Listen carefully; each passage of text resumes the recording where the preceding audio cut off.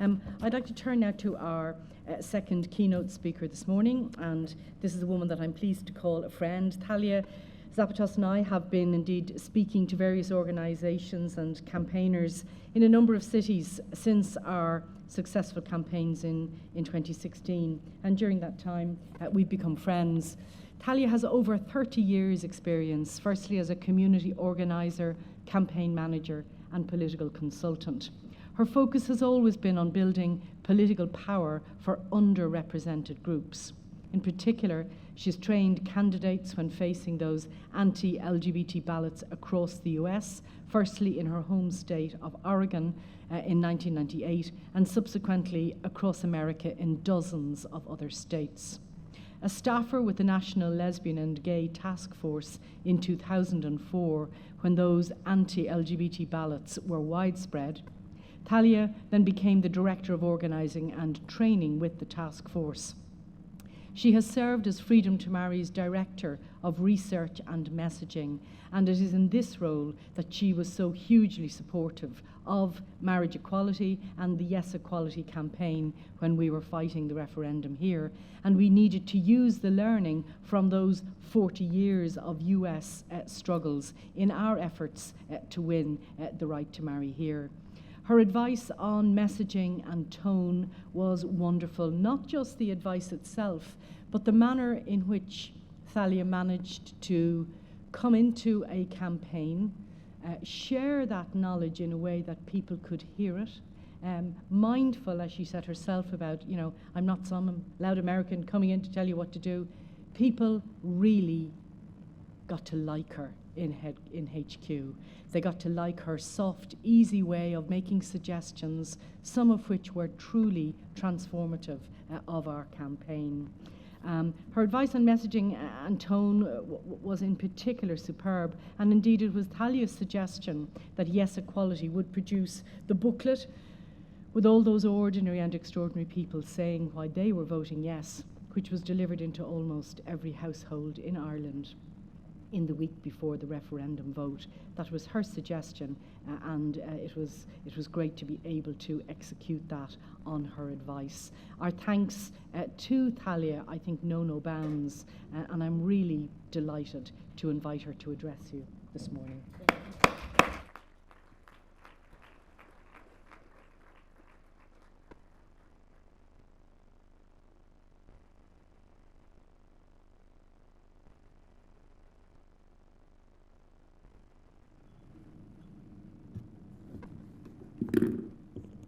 Thank you so much, Gronya.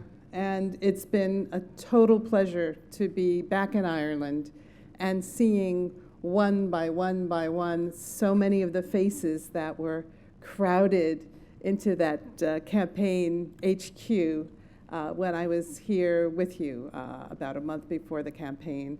That was one of 2 trips I made to Ireland in the run-up to the campaign. And in between those 2 trips, we had invited a group of key leaders to come to New York and spend 3 days at our office of Freedom to Marry, in which we tried to get our entire team to download every possible idea that might come into play or might hopefully be helpful to the work here in Ireland.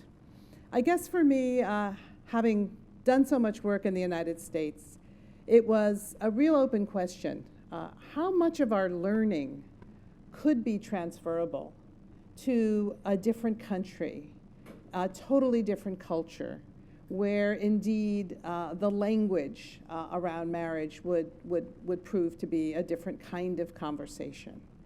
And I think one of the things that was very interesting for me and wonderful to learn is that, yes, while we have differences from nation to nation, from culture to culture, language differences and so on, that there are so many common themes and lessons that are indeed useful across borders and across the miles.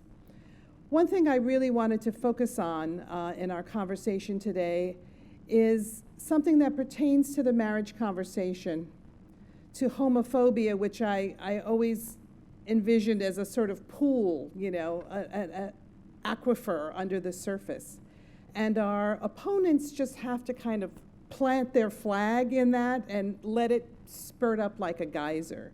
They only have to give the sort of dog whistle of certain themes around dangers to children and so on. And that's part of what charges their arguments so effectively. But many of you here today working on many different issues are also working to overcome stigma. And so I wanted to share some themes that I thought have been very useful in our work in the United States that our Irish colleagues have proven as well.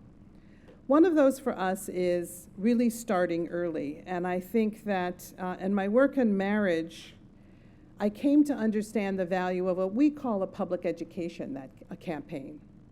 That is not 6 weeks before you go to the ballot or 2 months before you're going to court, but rather a year or 2 years out. To create a campaign, ours was called Why Marriage Matters, but to create a campaign with a common set of talking points and language that was given widely, shared widely, and in fact empowered an entire movement to use, to find the language that is useful and to create your own engine of activity through a public education campaign. For us, it was language like this: marriage matters to gay people in similar ways that it matters to everyone. Gay and lesbian couples want to get married to make a lifetime commitment. This idea of love and commitment, those were the words that really resonated in the United States. It was interesting in Ireland to see with some of the research that, well, love wasn't the top thing that people associated with marriage in Ireland. But they certainly talked about it as the foundation of society, for example. So marriage says we're family in a way that no other words, as Evan talked about, kind of using that language, that vocabulary. And then the other piece for us is something that we'll reflect on again and again, is finding the values that resonate within your own society, that help people reflect. I've found that there's a kind of supercharged effect in the combination of a basic message about what we're trying to work on, and then reminding people of the values that they ascribe to, because the value discussion kind of gets them to step back for a moment and say, wait a minute, am I the good person I think I am? Am I living up to the standard that I'm teaching my children or that I put forth in the world? Am I the good person I think I should be if I'm perhaps treating this group in a different way? For us, that was the golden rule. And that's how we came to our public education campaign, Why Marriage Matters. And our keywords were love, commitment, and family. A second way for breaking down stigma is setting a welcoming tone.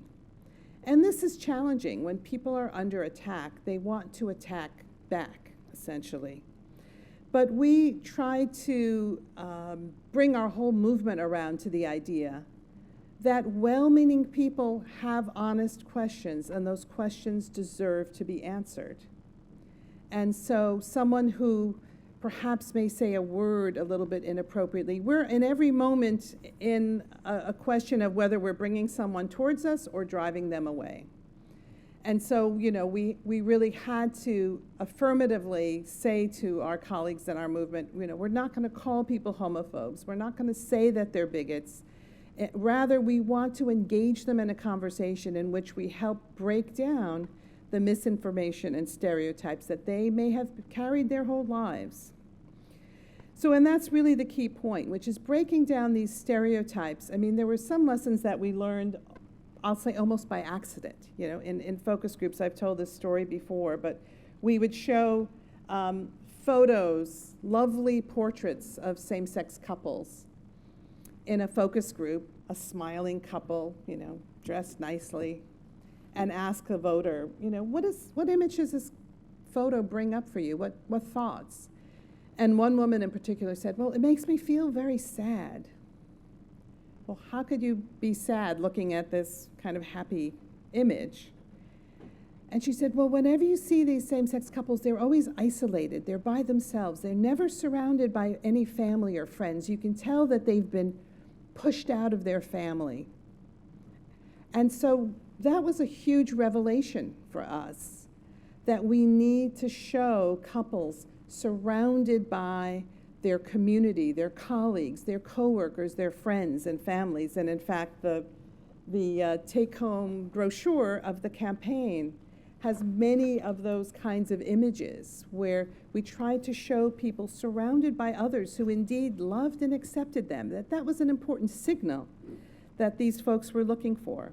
So in this case, some of these images from our work with the Latino community, showing a newly married couple, with their abuelita, the grandma, sitting with them, that she's participating in their wedding and happy and accepting of them, that those are very important but sort of unconscious and even unspoken signals.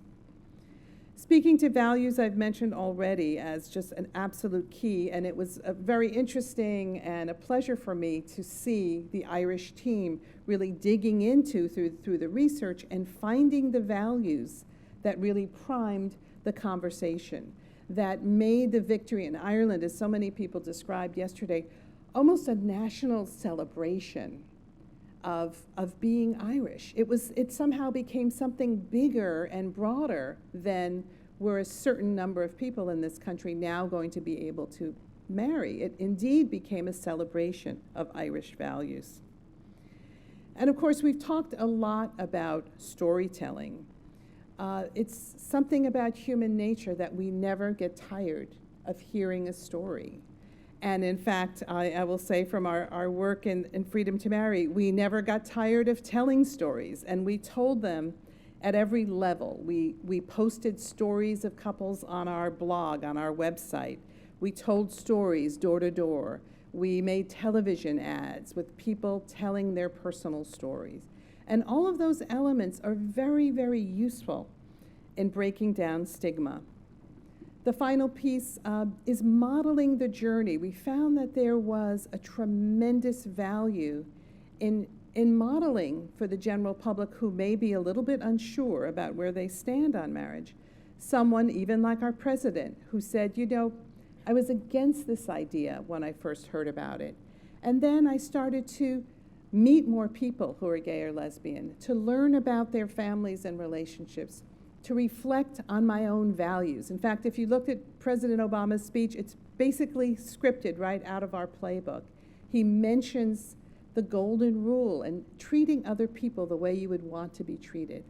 But modeling that journey gives an opportunity for people who see and hear that story the chance to do that themselves, the permission to change their mind, whether it's because they had a concern based on their faith or that they held an idea that might not have been correct as they got to meet more people. So these are all pieces, I think, that can be very, very helpful in breaking down stigma. And then another piece is, I think, as people start to imagine this battle and how it's going to play out, they'll say, well, we know who's on this side over here. They're the Christian people, and they have certain kinds of ideas. And on this side, we have the militant gays, and they're always dressed in a rainbow flag, and they have these images. And so one we found very useful was to constantly introduce more and more messengers and supporters who kind of broke down their images about who might be on either side of this debate. And in fact, that more and more it became people who might look like them or act like someone in their family, that faith leaders came forward, or as Evan mentioned, that Republicans came forward was very important for us. That a dad who drives a Harley motorcycle is okay, with his son being gay. There were some of the messengers that we shared here with the campaign in Ireland, and because of the differences in culture, things don't translate directly. But for example, I showed an ad that we had done, we called the Band of Brothers, that was 4 firefighters, 3 are straight and 1 is gay. And the straight firefighters talk about, going in to fight the fire and, caring for each other's lives in the most difficult of circumstances. And when they got home and back to the firehouse, why couldn't their gay firefighter colleague have a chance to go home to his married spouse as well? And so, the campaign here captured the ethos of that, the concept of that. Basically, we need a bunch of macho men who are willing to stand up and talk about marriage. And that turned into the wonderful video here of the Gaelic footballers. I also like to, the hurlers, excuse me. I'm still in training. I'd also wanted to share some of the elements of a winning campaign that I think the Irish campaign displayed so effectively. And in order to kind of share I think someone said our smooth American political consulting ideas, to just share some of those with you today. The key to a winning campaign is that it answers the questions in the minds of the voters. And this sounds so simple, but in fact took us, I think, some years to figure out. It's not the way we like to talk about the issue ourselves. It's really listening and hearing what the concern of the voters are. It organizes our base in order to communicate with those in the middle. And I think it's very easy for us to focus on middle voters, but in fact, we have to bring our base, we have to bring our supporters with us, in fact, explain the messaging, talk about the strategy, lay out the roadmap, to sort of get everyone on the same page. I felt like as we worked on the messaging in the United States, I spent almost the first year going around to people within our movement and trying to get them on board with the messaging direction that we're taking so that we could all, as a group, go out and talk to the voters that needed persuading. A winning campaign creates momentum, and I think part of what we saw in part was what's so brilliant about the Yes Equality campaign is it just was wave after wave of momentum that it raises the question of what's going to happen next? I mean, who's going to come out next for Yes Equality? I mean, it was almost breathless in watching that momentum. But momentum is not something that just happens. It also, in the early stages, must be created. And we have to find ways to build it. And lastly, a winning campaign dominates the dominant mode of communication. Frankly, when I came to Ireland and learned the rules of campaigning, I was a bit taken aback at first. First of all, television ads are against the law. They're not allowed, paid ads, and that's something that we've relied on tremendously in the US. Secondly, because of those equal time rules, there were going to be dozens of equal time debates on television. And I was very concerned that people would always see this oppositional conversation. I'm going to grab my water glass. One moment.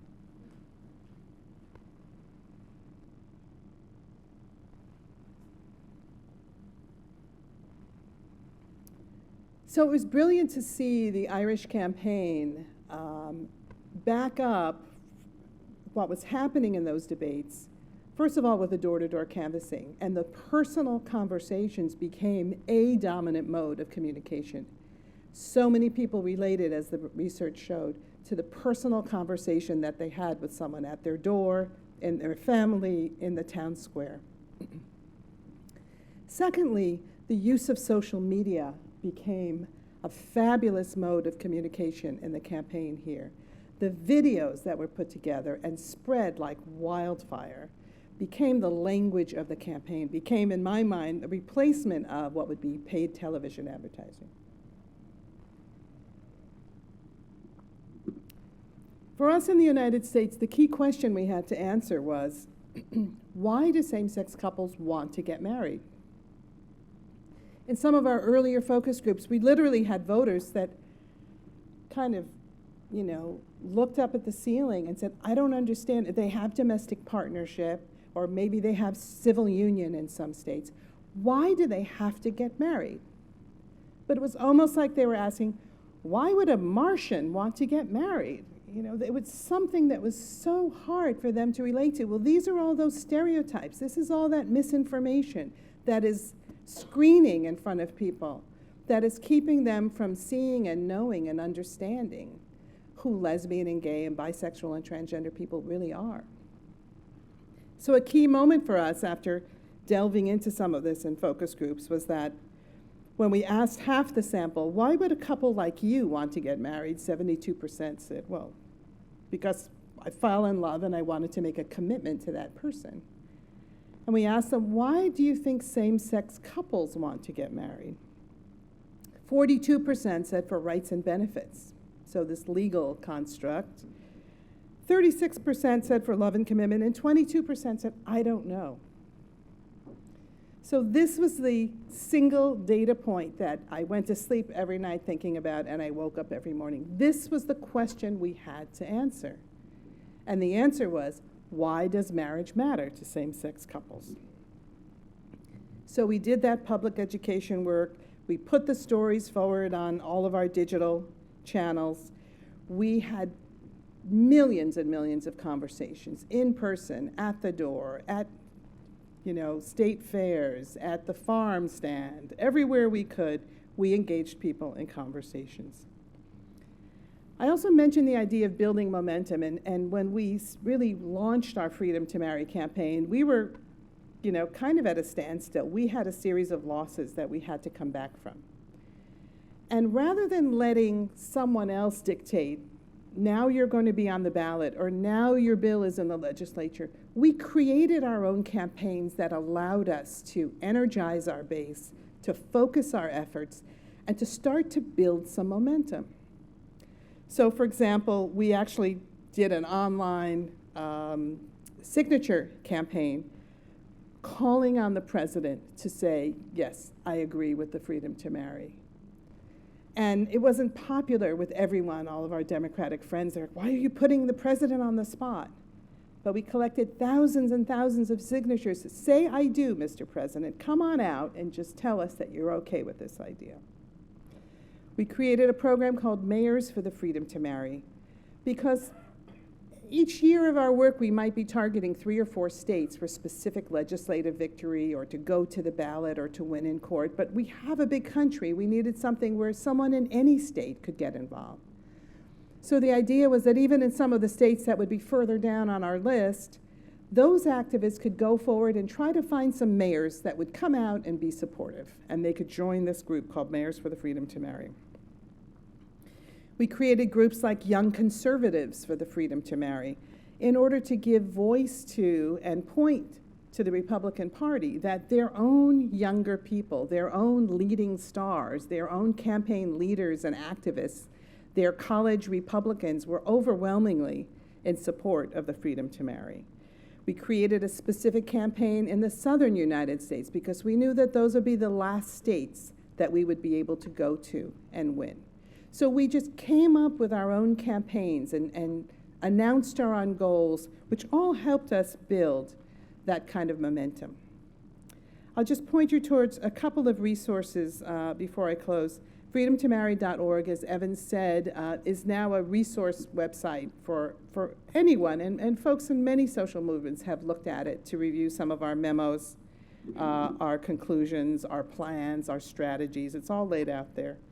Our colleague Mark Solomon has written a book, Winning Marriage, that's really a good read that helps delve into some of our strategies and tactics. And now there's a new documentary film, Freedom to Marry, that may be coming to a film festival to you, so we invite you to take a look at that as well. I think for me, the experience and the partnership working here in Ireland has really reinforced that while every country is different, every culture is different, the values that we must uncover may be different. There are some universal things about breaking down stigma, about building momentum, about organizing our own base in order to move out and talk to the movable middle, that are valuable lessons that we can share across boundaries. And I'm very excited about working with many of you on those in the future. Thank you.